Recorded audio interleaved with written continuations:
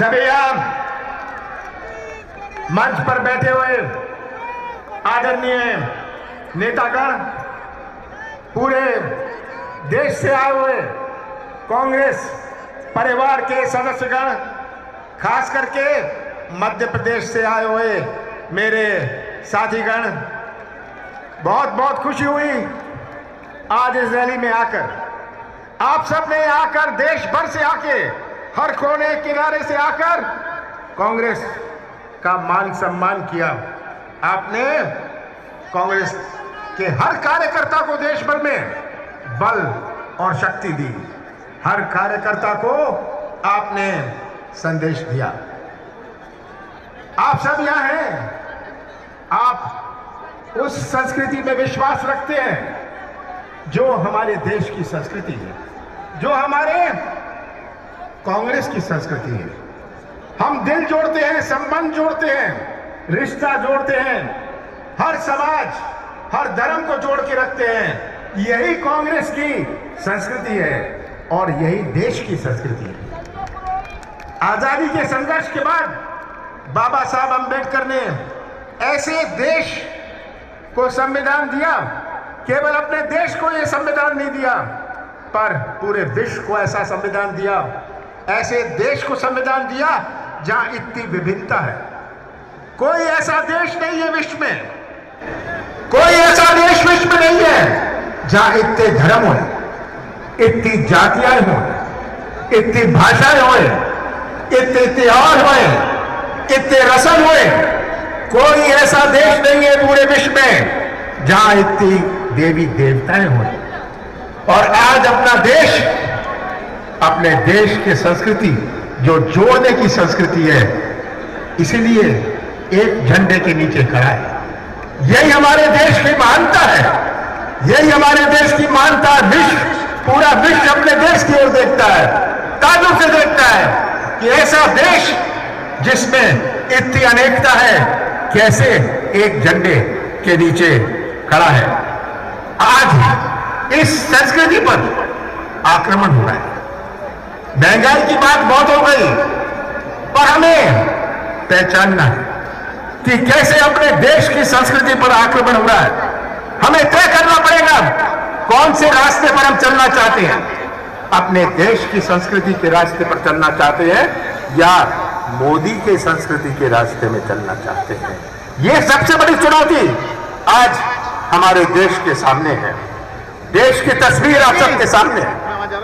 देश की तस्वीर आप सबके सामने। हमारा बेरोजगार नौजवान होए, भटकता नौजवान होए, जो हमारे देश का, हमारे प्रदेश का निर्माण करेगा भविष्य में, आज ये भटक रहा है। इसका भविष्य अंधेरे में है।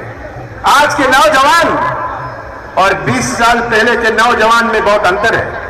आज का नौजवान में एक तरफ है व्यवसाय का मौका मिले, रोजगार का मौका मिले। आज ये भटकता हुआ नौजवान के सामने जो हमारा देश का निर्माण करेगा भविष्य में, उस भविष्य अंधेरे में है। हमारा किसान लीजिए, किसान लीजिए, किस तरह किसानों के साथ अन्याय, कैसा अन्याय हमारे किसानों के साथ। मूल्य, खाद, बीज, ये आज समस्या। और हमारे देश की अर्थव्यवस्था कृषि क्षेत्र पर आधारित है, ये हम कभी ना भूलें।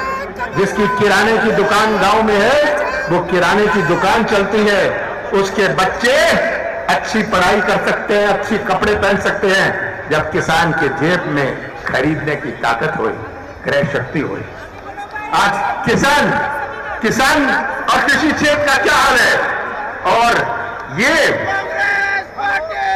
हाल पूरे देश के सामने है। हम महिलाओं का अत्याचार देखें, छोटे व्यापारी की स्थिति देखें, ये आज स्थिति हमारे सामने है। आज किसान बिना दाम के, नौजवान बिना काम के, छोटा व्यापारी बिना व्यापार के। मोदी जी आप किस काम के? ये आज तस्वीर हमारे सामने है। पिछले 7 साल में नोटबंदी लें, बेरोजगारी लें, कोविड लें। कोविड में कितनी लंबी चौड़ी बात करते थे, कितने लाखों ये मैं नहीं कह रहा, ये मैं नहीं कह रहा, मैं आंकड़े बता रहा हूं, शमशान घाट के आंकड़े, हमारे कब्रिस्तान के आंकड़े आपने छिपाने और दबाने का प्रयास किया, पर अपने देश में कितनों की मौत हुई। हमारे मध्य प्रदेश में 2.5 लाख की मौत हो गई और सरकार कहेगी 10,000 की मौत हो गई। ये छिपाने की, दबाने की राजनीति को हमें पहचानना है। और किसान भाइयों ने जो संघर्ष किया, मोदी जी ये कानून लाए, 15 महीने किसानों का संघर्ष चलता रहा, 15 महीनों किसानों का संघर्ष चलता रहा, 700 किसान शहीद हो गए, मोदी जी तक आवाज नहीं पहुंची। मोदी जी कहते थे ये किसानों के हित में है, किसान कहते थे हमारे हित में नहीं है, आप वापस करो, हमारा हित की चिंता मत करो। पर मोदी जी को दिखा नहीं, मोदी जी को वो नौजवान, बेरोजगार नौजवान नहीं दिखता था, मोदी जी को वो किसान की आवाज नहीं सुनाई पड़ती थी। आंख नहीं चलती, कान नहीं चलते, मोदी जी आपका मुंह बहुत चलता है। और यही है आज हमारे सामने ये तस्वीर। हम कहते हैं कि कांग्रेस में बचा क्या है, मैं उनमें से हूं जिन्होंने 77 देखा है। इंदिरा गांधी जी की सरकार नहीं रही, इंदिरा गांधी जी ने संघर्ष किया और 2.5 साल में 314 सीटों में लेकर हमारी सरकार बनी।